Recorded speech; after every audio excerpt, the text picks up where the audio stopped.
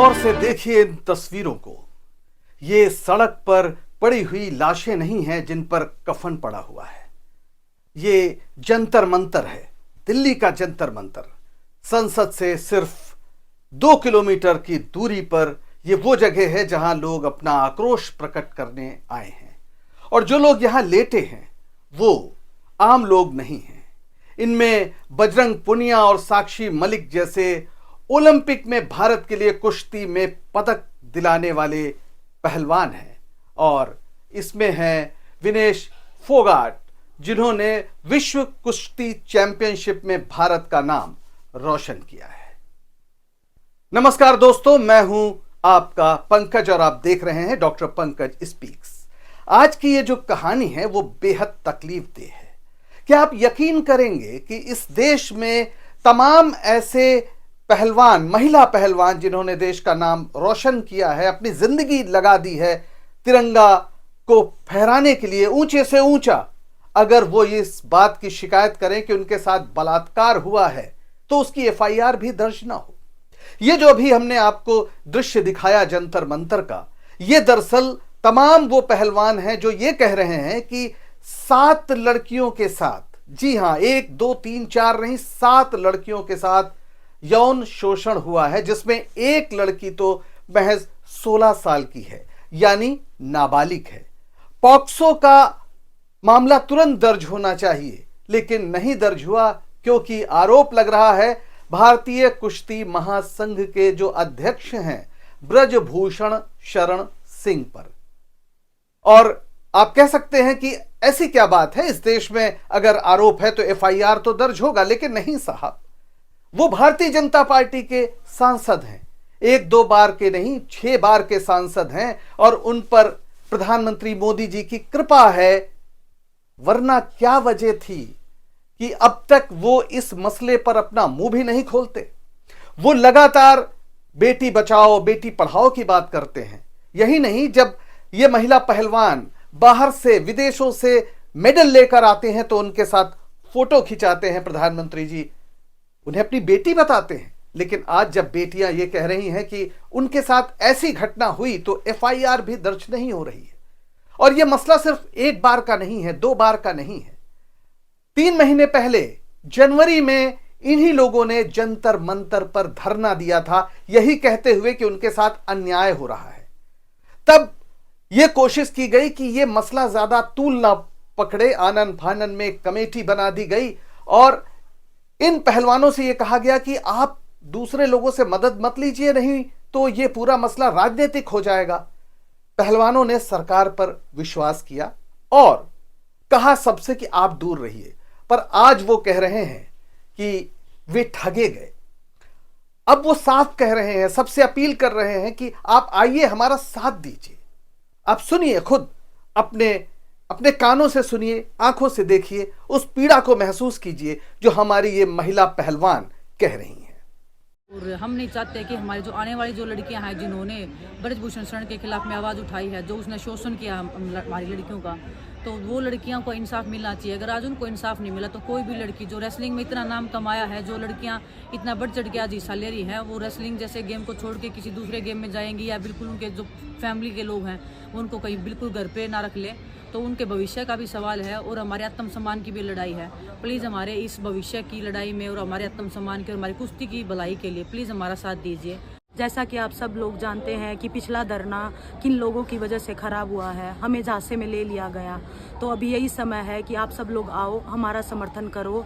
जिन बेटियों ने इतना बड़ा साहस दिखाकर एक स्ट्रॉन्ग आदमी के खिलाफ लड़ाई लड़ने की हिम्मत जताई है, तो मेरा बस आपसे यही निवेदन है कि आप सब लोग आओ और हमारा समर्थन। सुन लिया आपने, बेबसी इनकी आवाज से टपक रही है। इन्होंने भरोसा किया था सरकार पर, भरोसा किया था कि जो मोदी जी है वो जो पहलवान लड़कियों को बेटी बता रहे हैं उनके साथ हुए अन्याय के खिलाफ खड़े होंगे। लेकिन नहीं, 3 महीने में उस कमेटी का क्या हुआ किसी को पता नहीं। ब्रजभूषण शरण सिंह पर कोई कार्रवाई नहीं हुई आज तक। मोदी जी ने अपना मुंह भी नहीं खोला। तो मोदी जी की जो ये मेहरबानी है वही ब्रजभूषण शरण सिंह की पहलवानी का असली राज है। अब आप सोचिए ब्रजभूषण शरण सिंह में ऐसी क्या खास बात है। वो भारतीय जनता पार्टी के सांसद हैं, उत्तर प्रदेश के कैसरगंज इलाके से क्षेत्र से चुने जाते हैं, 6ठी बार चुने गए हैं। उनका बेटा प्रतीक भूषण भी विधायक है भारतीय जनता पार्टी का, और पत्नी भी नगर पंचायत अध्यक्ष हैं। यानी जो परिवारवाद का विरोध करते हैं मोदी जी या भारतीय जनता पार्टी, उसको आईना दिखाते हैं ब्रजभूषण शरण सिंह। ब्रजभूषण शरण सिंह का इतिहास जान लीजिए आप। हिस्ट्री शीटर रहे हैं। कौन कौन से मुकदमे उन पर नहीं रहे? 38 मुकदमे, गैंगस्टर एक्ट भी लगा, आतंकवादी गतिविधियों में शामिल होने का भी आरोप लगा। लेकिन रामराज है, तमाम गवाह इधर से उधर होते गए, धीरे धीरे ज्यादातर मुकदमे खत्म होते गए। फिर भी अभी 4 मुकदमे, संगीन मुकदमे हैं, जिनमें डकैती भी है, जिनमें हत्या का प्रयास भी है, और चुनाव के दौरान कुछ अवैध गतिविधियों के भी मामले हैं। लेकिन वो हमारी सरकार के लाडले हैं। और हद तो ये है कि जिन पर आरोप बलात्कार का लगा है ब्रजभूषण शरण सिंह, वो जब जनवरी में यह मुद्दा उछला तो उन्होंने एक इंटरव्यू में खुद कहा कि उन्होंने ज्यादा नहीं, बस एक हत्या की है। खुद इस बात को स्वीकार किया कि उन्होंने हत्या की है।